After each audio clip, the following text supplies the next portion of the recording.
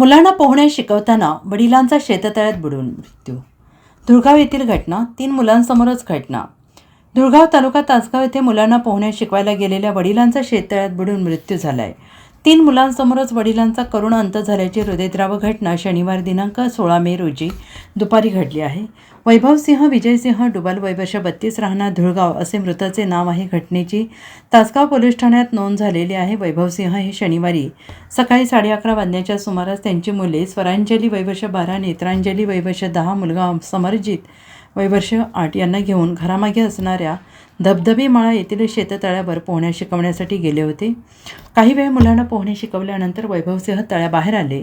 त्यांनी मुलांचे ओले कपडे बदलत असताना पायाला माती लागल्याने पाय धुण्यासाठी त्यांनी पुन्हा पाण्यात खोच मारली. मात्र शेततळ्याच्या तळाशी असलेल्या गाळात तोंड अडकल्याने त्यांचा पाण्यात बुडून मृत्यू झाला. वडील पाण्यातून बाहेर येत नसल्याचं पाहून मुलांनी आरडाओरडा केला आणि घरी धाव घेऊन आजीला माहिती दिली. घटनेची माहिती मिळताच कुटुंबीय, गल्लीतील मुस्तफा देवर्षी, चेतन पाटील, अक्षय पाटील, नागेश नाईक आणि वैभवसिंह यांचे भाऊ हर्षवर्धन यांनी येऊन स्थानिक मजुरांच्या मदतीनं पाण्यात उतरून वैभवसिंह यांना बाहेर काढले.